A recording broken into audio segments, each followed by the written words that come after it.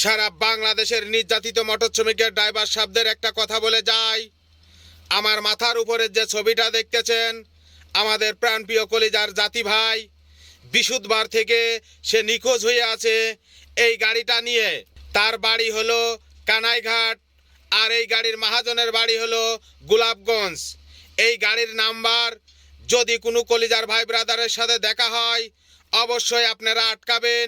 সারা বাংলাদেশের নির্যাতিত মোটর শ্রমিক ড্রাইভার সাহেবদের বলে যায়, বাংলাদেশের ড্রাইভার সাহেব যদি নিখোঁজ হয়ে যায়, আমরা জাতি ভাই আর কখনোই থামে থাকবো না।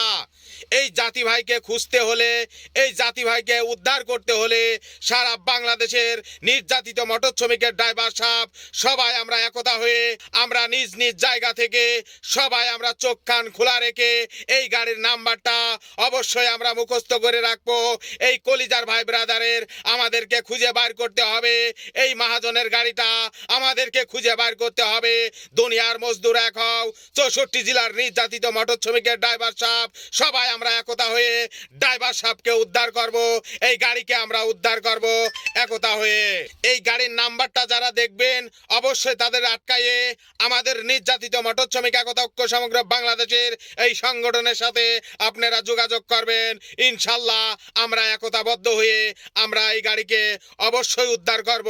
এই ড্রাইভার সাহেবকে উদ্ধার করে অবশ্যই তার গন্তব্যই ফিরিয়ে দেওয়ার জন্য আমরা প্রস্তুতি আছি।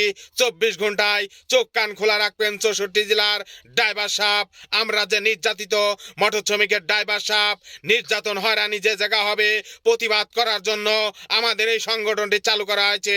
আমরা সবাই চোখ কান খোলা রেখে এই গাড়ি, এই ড্রাইভার সাহেবকে অবশ্যই উদ্ধার করব।